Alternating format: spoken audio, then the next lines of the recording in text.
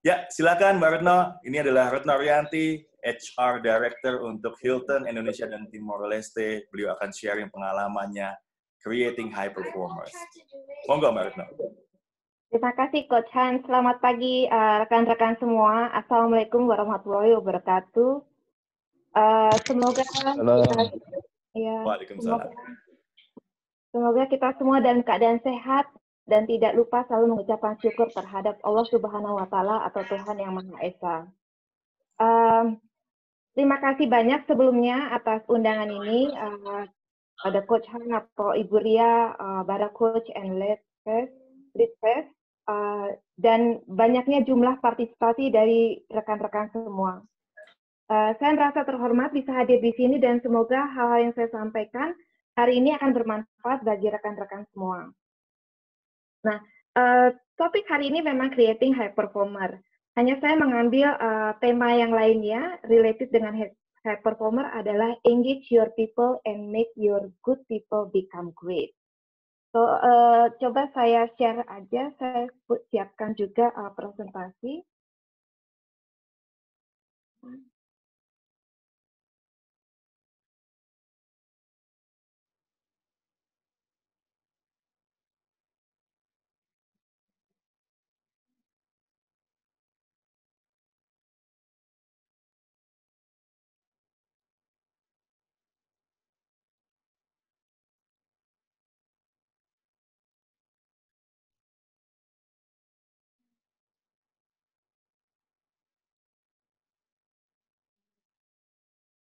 Saya coba lihat dulu ya.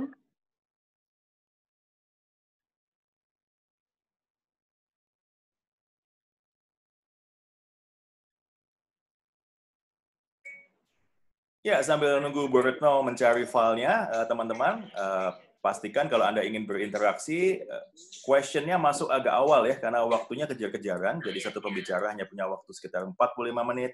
So, kita ada chat board, pastikan Anda masuk lebih awal, jadi saya punya kesempatan untuk membacakan pertanyaan Anda. We will start our next speaker juga secara on time. Nah, Mbak Retno udah siap nih, silakan Mbak. Kelihatan nggak, Bapak-bapak, Ibu-ibu semua? Belum sih. Belum ya? Ya, tadi udah sempet tapi sekarang hilang lagi.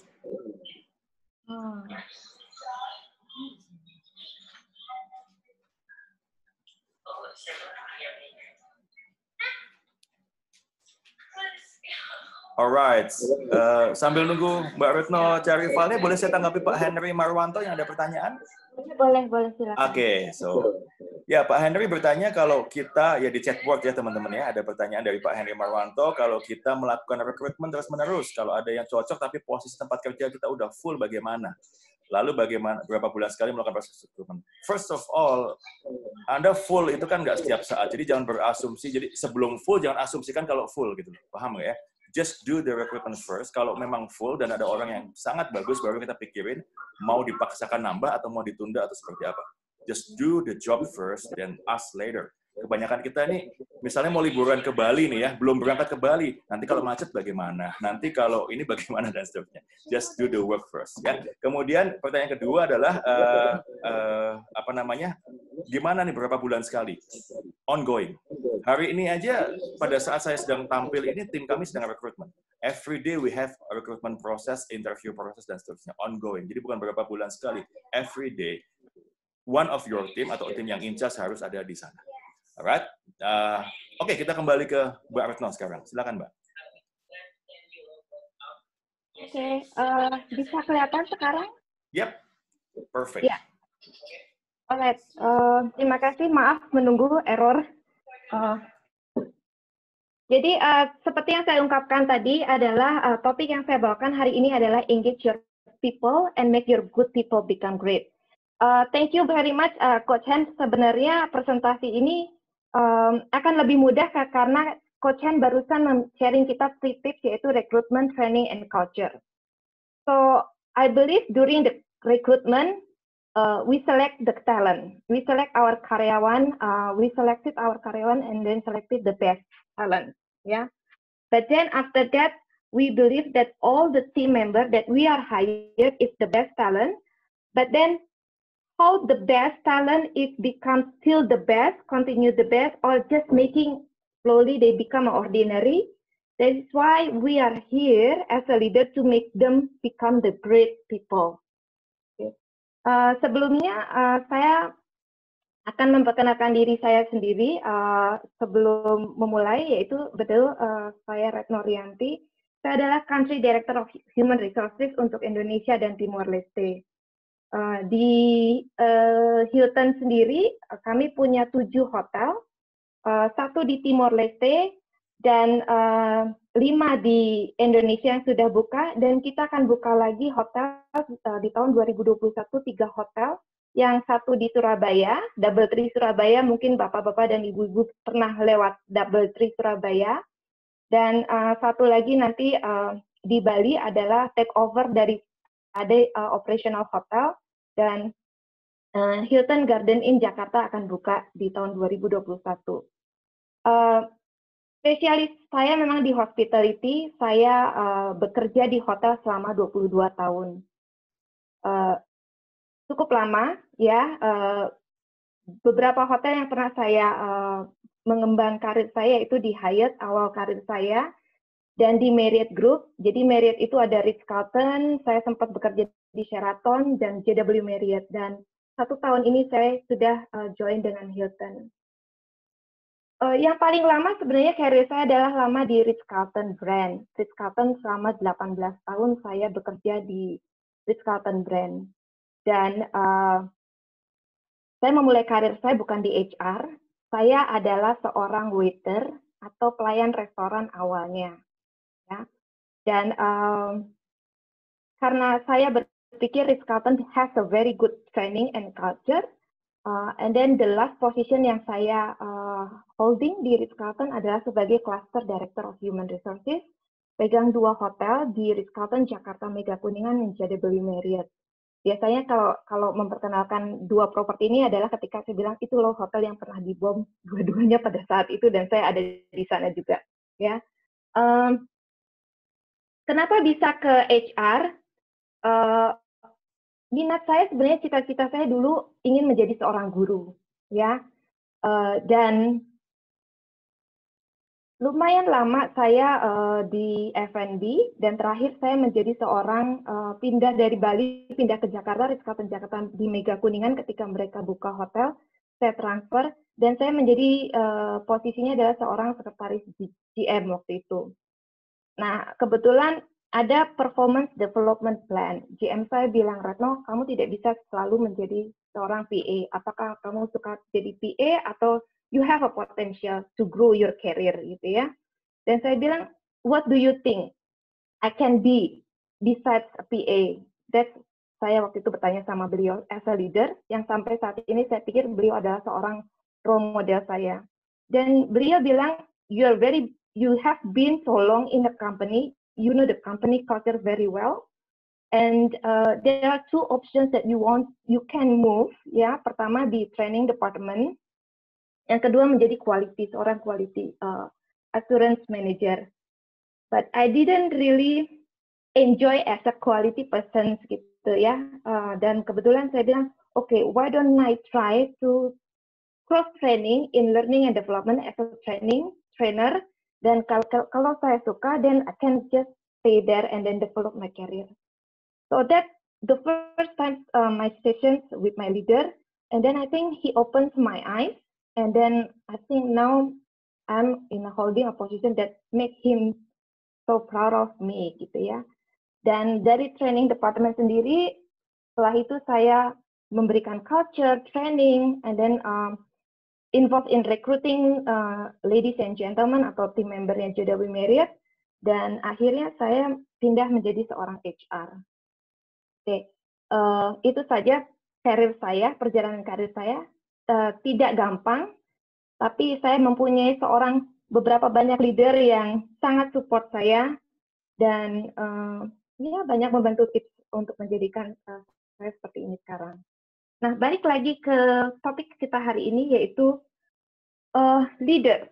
Ya, ini sebenarnya filosofi kuno, yang menurut saya sangat menginspirasi, ya. Tutpuri Handayani, Ingarso Sung Tulodo, Ing Madio Mangunkarso Tutpuri Handayani.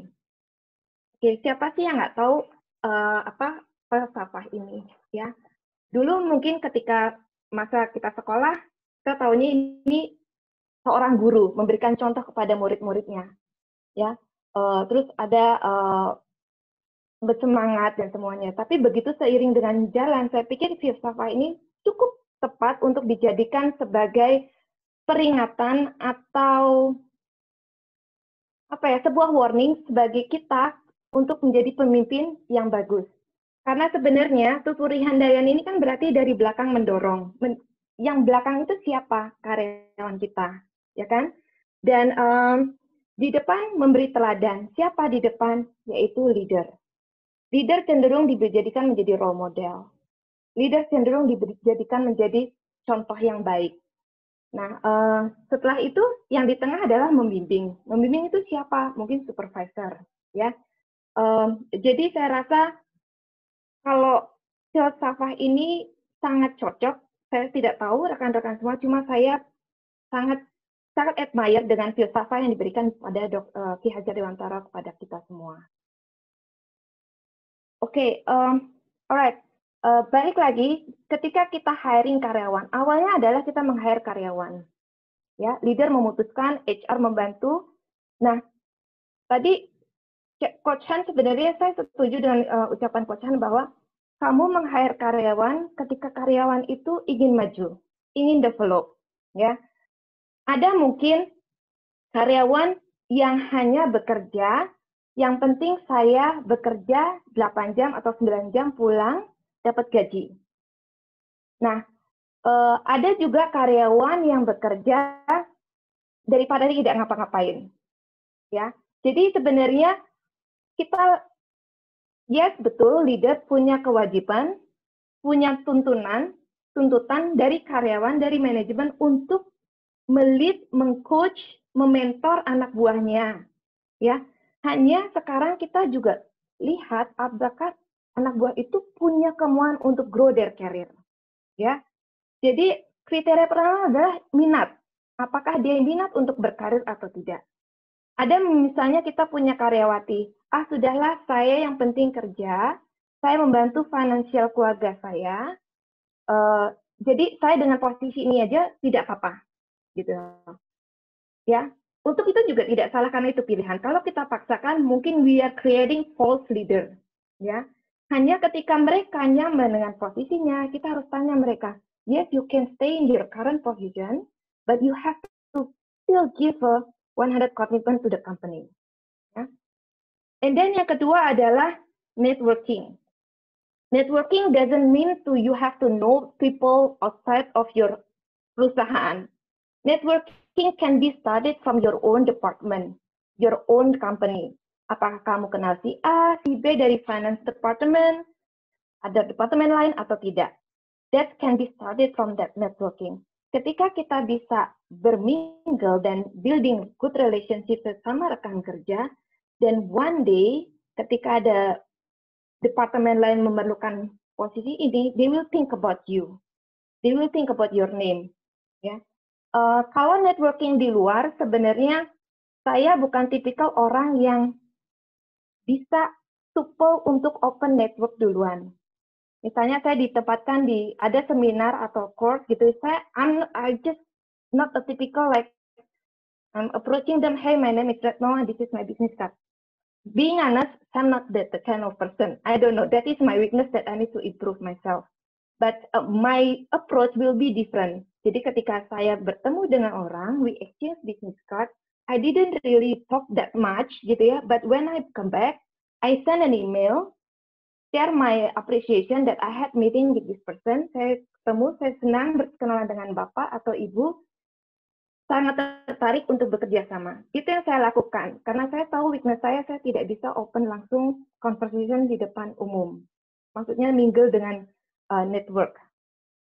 Reputation again sama dengan networking, ya.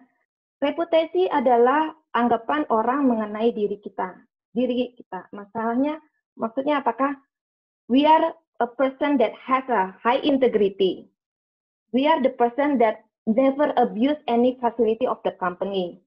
Kita adalah orang yang jujur, kita orang yang selalu on time, kita orang yang, atau itu positif reputasi. Ada juga reputasi yang tidak selalu positif. Oh, karyawan ini adalah karyawan yang emosional. Karyawan ini adalah karyawan yang, maaf, mungkin suka gibah atau segala macamnya. Jadi it's about reputation. Reputation is built based on your behavior. So jadi adalah in order to avoid, untuk mencegah kita punya negatif reputasi, let's build the personal brand.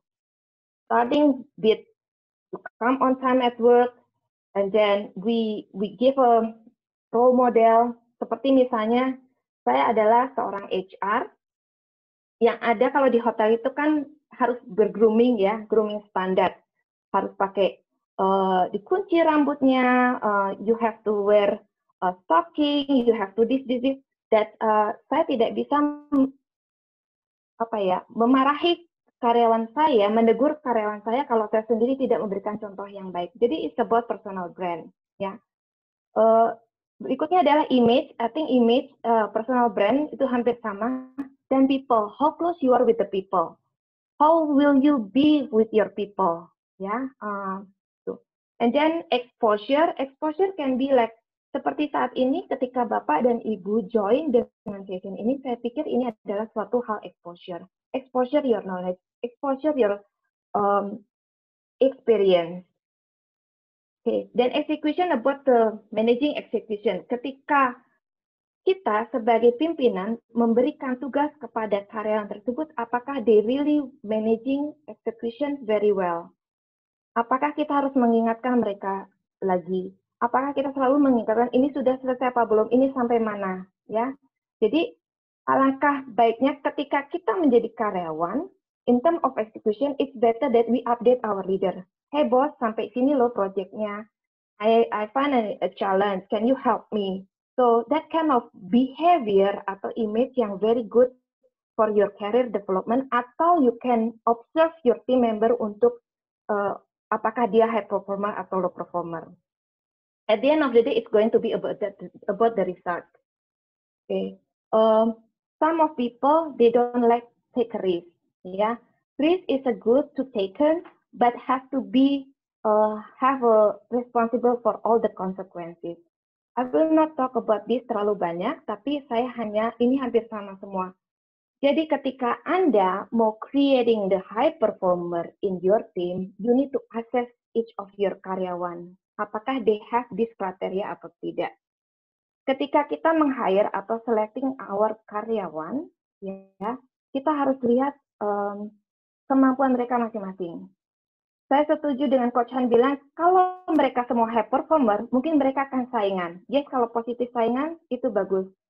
Kalau bapak-bapak dan ibu-ibu tahu mengenai puzzle, jigsaw puzzle, saya lebih senang melihat dari recruiting according to jigsaw puzzle. Itu kan melengkung-melengkung ya. Jadi kalau misalnya di tim saya ada 4 orang, yang satu dia jago speaking atau training.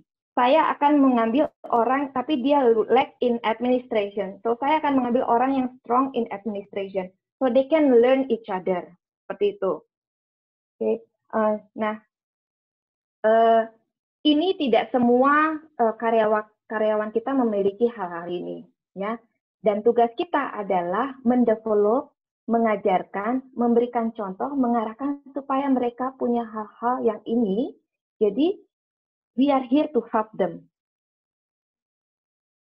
Nah, ini salah satu contoh, saya mengambil contoh pengalaman pribadi saya, ya, bekerja di hotel. Delegate without bias. Delegate without bias adalah, contohnya seperti ini. Jangan sampai kita di perusahaan kita punya beberapa karyawan yang high performer, moderate performer, low performer. Tidak semua mungkin high performer, tidak semua low performer, ya. Nah, salah satu contohnya adalah, saya ngambil contoh di sini ada Arman dan Johan. Arman dan Johan ini adalah seorang room boy atau yang membersihkan kamar, housekeeping. Itu ada leadernya. Arman adalah tipikal orang yang, ya saya bekerja 8 jam, tapi kalau tugas saya tidak selesai, ya saya nggak mau lembur. Besok datang lagi. Ya, Johan adalah tipikal karyawan yang very productive, managing his time very well. Ya, Arman dan Johan setiap harinya mempunyai tugas membersihkan kamar. Kredit kamarnya, jumlah kamarnya sama, 15 kamar per hari. Ya, Johan is very fokus ketika dia mengerjakan membersihkan kamar tamu. Dia tidak perlu mengecek WhatsApp, dia tidak nonton TV ketika membersihkan kamar. Jadi setiap kamar itu selesai dibersihkan, dia bisa langsung pulang. Secara Arman adalah orang yang mungkin santai untuk membersihkan kamar, kadang-kadang tidak selesai. Ada di mana situasi di hotel adalah heavy check-in and check-out. Ketika Johan sudah selesai, Arman belum selesai, dengan jumlah kamar yang sama, ini housekeeping manajernya bilang sama si Johan, Johan, bisa nggak bantuin Arman supaya kamarnya ready semua karena tamu-tamu sudah menunggu.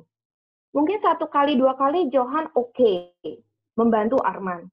Tapi lama-lama Johan akan berpikir, ngapain ya saya bersihin kamar cepat-cepat kalau akhirnya saya harus membantu Arman yang santai.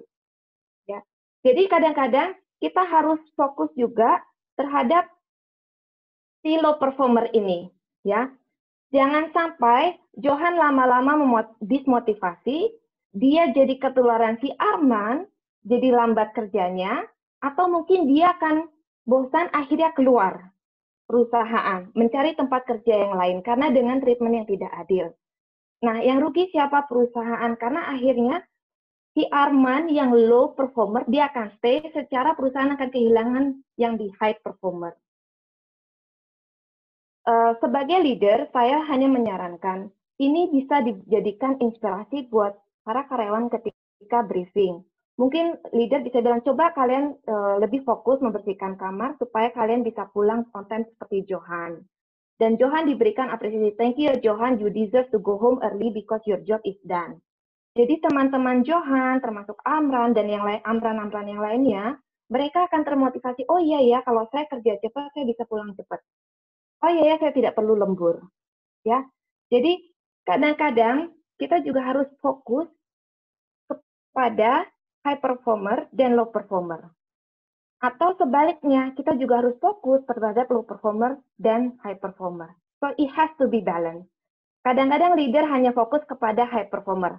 Ketika ada tugas, ketika ada project diberikan kepada high performer. Low performernya, saya rasa saya tidak percaya sama dia. Oh, nanti tugasnya tidak penting. Oh, nanti tugasnya tidak selesai. Yang rugi saya. Yang saya dimarahin akan bos saya. Nah, si low performer ini akan merasa, kok saya tidak dianggap ya? Gitu loh. Kalau Anda tidak percaya dengan low performer ini untuk mengemban tugas atau project, why don't you bring the high performer to be the leader, and then the low performer join the team. Jadi they can learn each other. Jadi ini salah satu yang banyak sekali terjadi, yang saya alami, dan banyak juga leader yang datang ke saya, Bu, saya kayaknya nggak bisa lagi, saya akan memberikan warning kepada anak ini karena seperti ini, ya. Dan saya selalu nanyakan, apakah Anda sudah memberitahukan bahwa anak ini tidak perform sebelum Anda memberikan warning letter? Belum, gitu ya. Jadi, apakah salah si karyawan ini? Tidak, karena dia tidak dikasih tahu. Dia pikir dia baik-baik saja, karena leadernya tidak pernah komplain. At the end of the day, leadernya cuma kasih warning letter. Baru dia bilang, kenapa saya nggak pernah dikasih tahu, Bu? Seperti itu. Ya, jadi let's be sensitivity terhadap low performer juga. Not always the time ke high performer. Nah, culture, kalau Coach Han bilang sebuah culture itu betul sangat penting, let's create a culture, ya. Gimana sih karyawan itu bisa termotivasi? Karyawan itu termotivasi ketika tidak hanya salary atau upah. Working environment is also the most komponen yang membuat karyawan kita bisa produktif dan betah and happy. Feeling proud atau bangga bekerja di perusahaan juga salah satu hal yang membuat karyawan tersebut betah, ya. Dan career development. Nah, ini saya punya 3 komponen. di sini, yaitu awalnya adalah perusahaan. Apakah perusahaan sudah memberikan struktur yang tepat ketika ada development career buat karyawan tersebut? Salah satu contohnya tadi Coach Han bilang adalah training. Do we have a proper training for our team member in order to develop them? Do we have a system? Sistemnya maksudnya seperti apa? Apakah punya software atau tidak?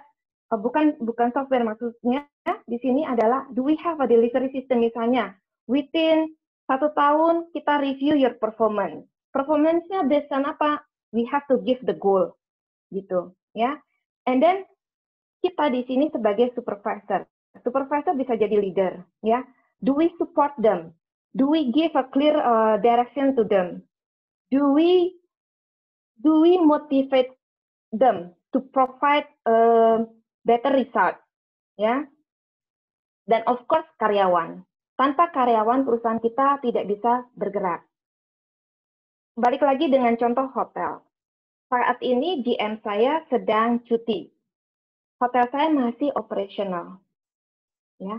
Tapi kalau suatu hari karyawan housekeeping saya demo karena mereka tidak happy, misalnya saya punya 60 housekeeper di demo, mereka tidak masuk, hotel saya tidak bisa jalan. Ya. Jadi sebenarnya we have to think about our employee. Employee is the most asset for your company. Ya. Jadi pertama adalah yang tadi saya bilang adalah apakah karyawan itu sudah assess dirinya dia sendiri. Dia talentnya di mana? Am I happy to be in housekeeping? Apakah saya punya passion? Mungkin saya nggak begitu happy di housekeeping, tapi saya punya passion untuk menjadi pastry chef. Ya. Dan goal mereka apa? Goal tidak harus selalu menjadi career development. Goal bisa menjadikan set the goal adalah project yang Anda berikan. Dan create the plan. Setelah itu develop. Ask them to develop. Develop bukan berarti harus juga career. Develop seperti saya adalah dulu saya tidak bisa bicara di depan kelas. Then I develop myself to speak in the public. Ya. Jadi kalau misalnya ini dijadikan menjadi satu dan synchronize, ini akan menjadi career development yang bagus buat karyawan Anda. Dan karyawan Anda punya motivasi, punya tujuan, punya goal, dan they become a high performer. When they become a high performer, kerjaan kita sebagai leader akan lebih mudah. Karena kita sendiri sebagai leader bisa fokus ke tempat yang lainnya. Kita sebagai leader, kita bisa belajar hal yang lainnya untuk memajukan karir kita sendiri. So, saya sih hanya bilang, saya tidak pernah pelit mengasih ilmu kepada tim saya. My number 2, my colleague, saya tidak pernah pelit. Karena apa? Ada beberapa leader yang tidak sharing their knowledge. Ada leader yang tidak sharing ilmu atau informasi ke anak nomor 2-nya. Karena mereka takut nanti anak buah saya lebih pintar. Nanti saya dilangkahi karirnya. Sebenarnya kita tidak perlu takut karena kita harus lebih menambah ilmu lagi. Anak buah kita pintar, kita lebih pintar lagi. Dan bangga loh kalau misalnya anak buah kita menjadi someone di luar sana. Selama karir saya, mungkin saya sudah menciptakan lebih dari 12 leader, yang beberapa ada menjadi Director HR di Langham, Jakarta, nanti akan di Sheraton Gandaria, dulu saya di sana, sekarang nomor 2 saya akan menjadi Director HR di Sheraton Gandaria tanggal 4 Januari. Beberapa, terus banyaklah, menurut saya sangat bangga, because saya tidak pernah pelit membagikan ilmu saya kepada mereka. Gitu. And then, nah, bagaimana cara membagikan ilmu kepada mereka? Ketika kita punya goal dan tujuan, kita harus duduk dengan mereka. Simple things adalah, misalnya nih, saya punya resolusi tahun 2021 untuk lebih kurus, gitu ya. Nah, apa sih yang saya lakukan kalau saya harus menurunkan berat badan saya 5 kilo? Ada yang bilang, oke Bu, harus diet, harus intermittent fasting, atau keto, atau segala macam. Oke, itu adalah how-nya. Tapi sebelum saya mau diet, mau exercise, mau fitness, mau segala macam, saya harus tahu berapa berat badan saya yang harus saya turunkan. Kalau saya tahu goal saya harus menurunkan 5 kilo di tahun 2021, then that's the goal that I need to achieve. How? Then I start to do exercise. I start to eat healthy food. That is how to achieve the goal. So, mumpung tahun ini adalah tahun akhir 2020, di tahun 2021 saya sarankan Bapak-bapak dan ibu-ibu duduk dengan tim Anda. Set the goal.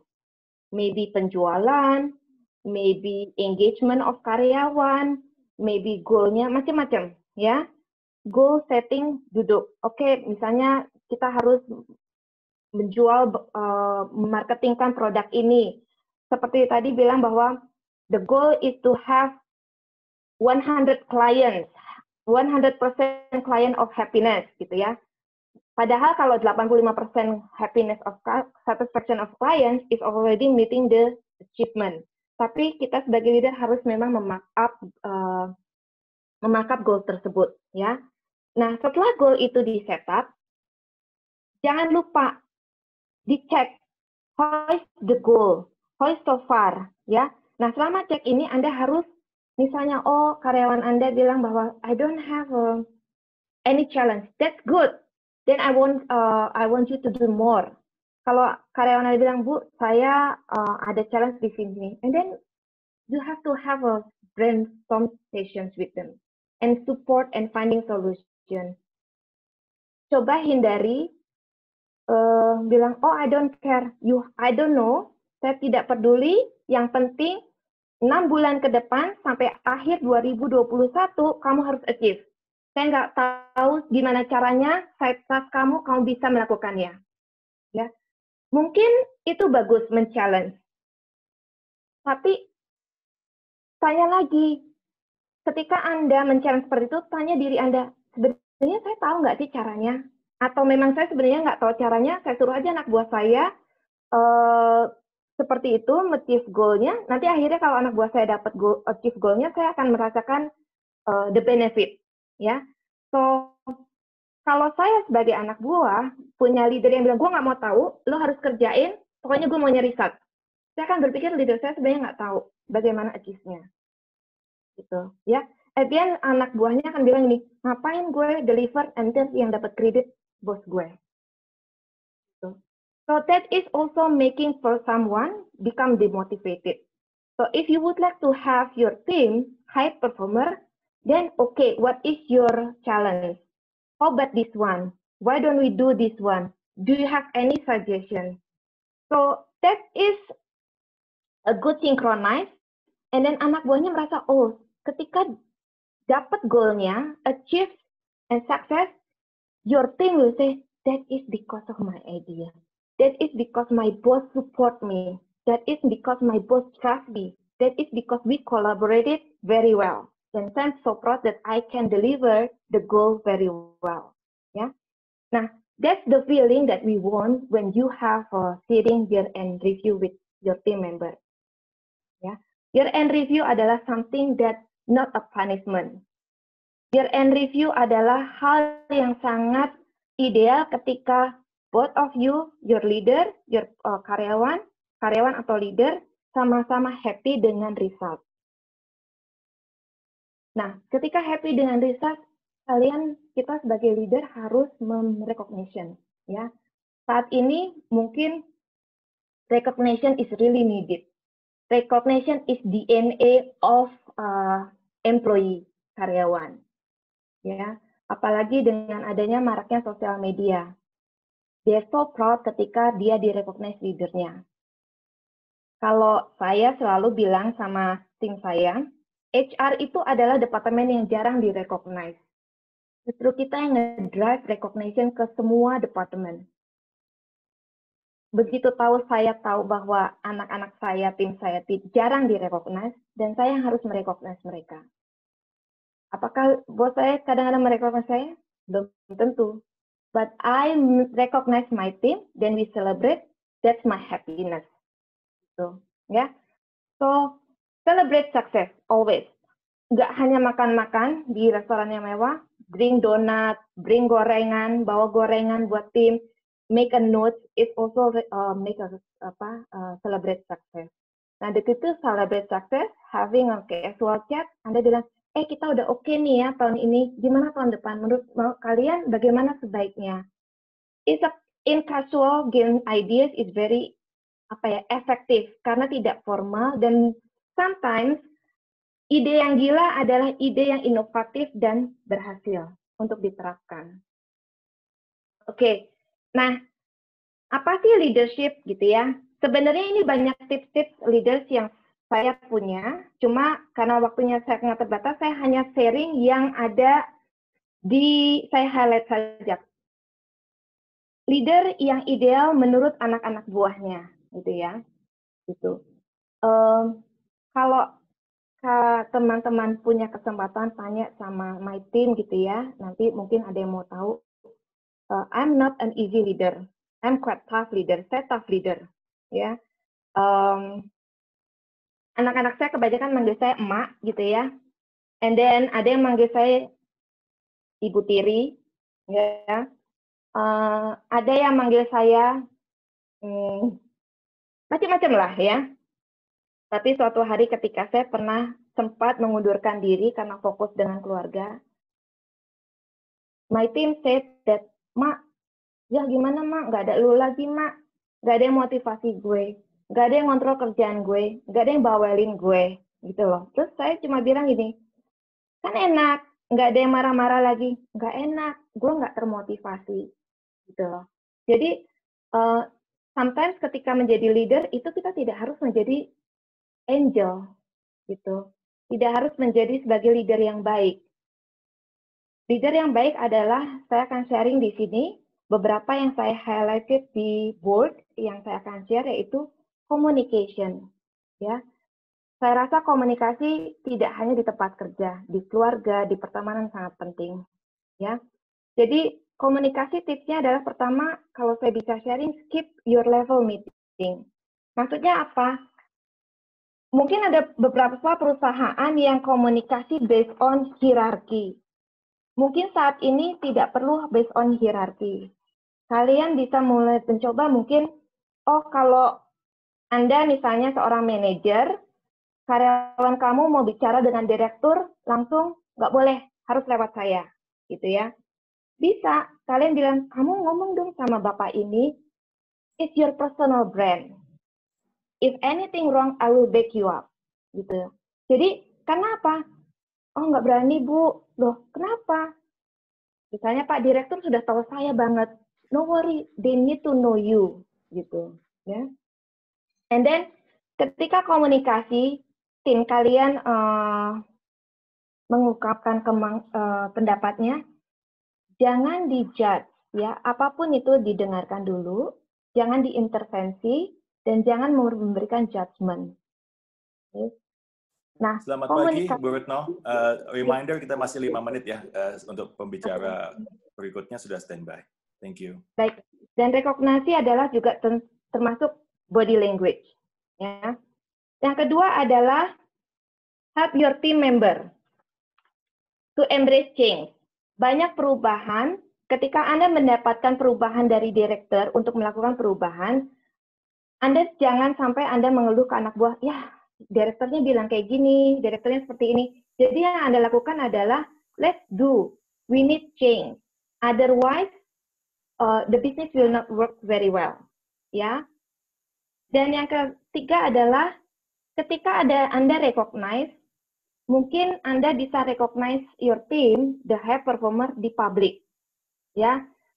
Terus tidak hanya recognize di tim Anda, tapi mungkin silent hero. Silent hero itu siapa sih? Mungkin Anda bekerja di pabrik, silent hero-nya adalah driver yang mengangkut barang-barang produksi. Kalau sales mungkin silent hero-nya adalah bagian accounting. Jadi Anda juga harus merecognize mereka. Ketika ada recognition, mungkin Anda juga bisa mengundang director Anda untuk memberikan celebration tersebut. Nah, ini salah satunya contoh saya ketika turn off the spotlight. This is what I did for my team members, ya, baru kemarin tanggal 10 November. di Hilton punya Appreciation Team Member Week. HR adalah orang atau departemen yang sibuk, super sibuk mengadakan Appreciation Week untuk seluruh departemen. Cuma siapa yang appreciate HR? Then I appreciate them, I post it on my Instagram. Tepat di tanggal 10 November. Dengan kata-kata yang Bapak-Bapak bisa lihat gitu ya. That they feel happy gitu. Atau misalnya ini waktu saya bekerja di Ritz-Carlton sama JW. Sama, kita juga punya culture yang sama, namanya Team Appreciation Week. Yang lainnya HR team, talent hero-nya ada di bawah, ada kitchen, ada stewarding, ada laundry, itu saya recognize juga di public, ya. Jadi mereka akan bangga, gitu ya. Nah, recognize is very easy, ya. And then not only from us, tapi juga dari kolega Anda, gitu. Saya harus buru-buru ini. Nah, ini seperti contohnya untuk recognize kolega. Jadi saya juga memberikan recognition kepada my partner, my peer, ya, yang beda departemen. Dan saya juga merecognize number 2 saya. Itu Pak Raymond sekarang beliau lagi double tree Surabaya untuk bantu opening. He is my number 2. Ya. Jadi ini yang kita lakukan supaya high performer itu semakin perform, ya. Dan celebrate success pastinya, ya.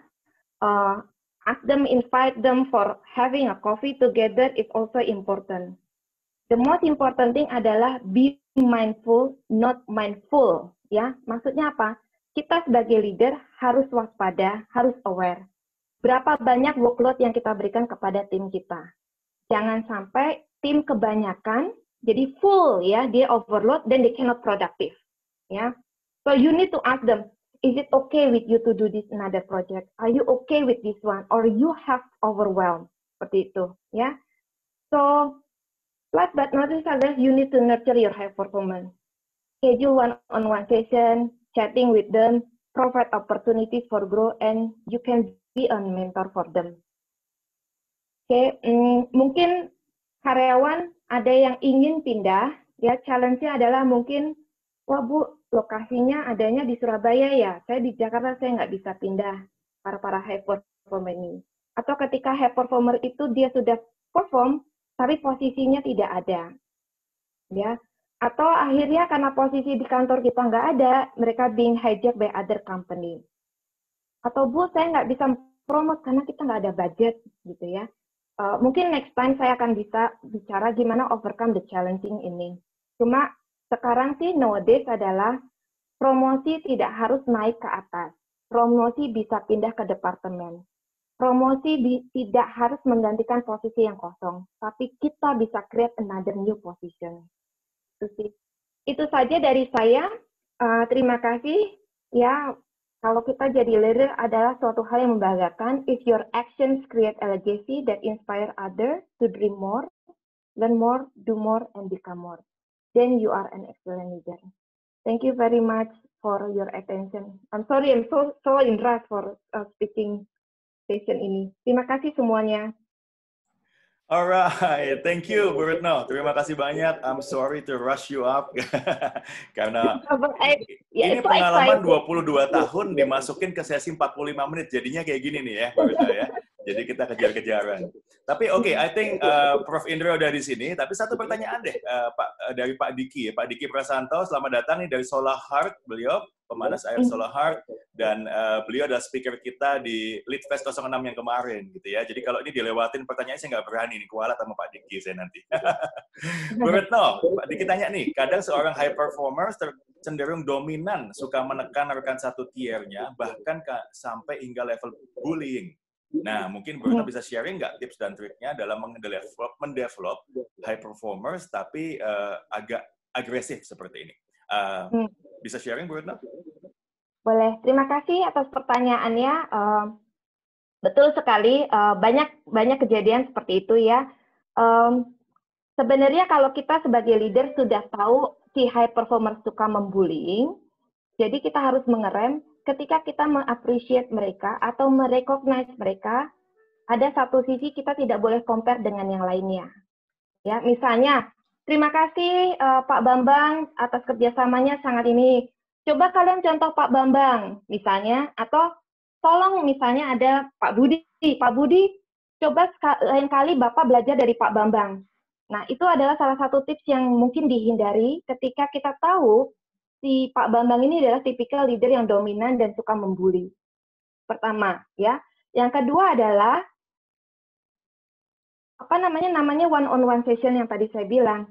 Hey, by the way, saya ini coba dikurangin sedikit gitu ya. Karena at the end of the day seorang leader itu tidak hanya menjadikan memerintahkan atau kan memberi instruksi. Dia harus menjadi orang yang nyaman. Gitu. Ketika karyawan punya masalah, dia bisa datang dan tanya dan trust gitu. Jadi pendekatan yang seperti itu yang biasanya saya lakukan kalau menurut pengalaman saya pribadi gitu. Mudah-mudahan jawab pertanyaannya. Yes, fantastic. Thank you, Bu Retno. Terima kasih banyak atas sharingnya. Dan karena keterbatasan waktu juga, kita harus hentikan sesinya. Tapi hopefully you have time to stay with us, sehingga nanti di akhir session kita bisa lanjut dengan pertanyaan yang lain. But thank you very much. You've been very insightful. And yang Anda sharing, saat ini saya sampai sibuk mencatat juga kehabisan kertas nih. Thank you very much, Bu Retno. Terima kasih, Coach Han.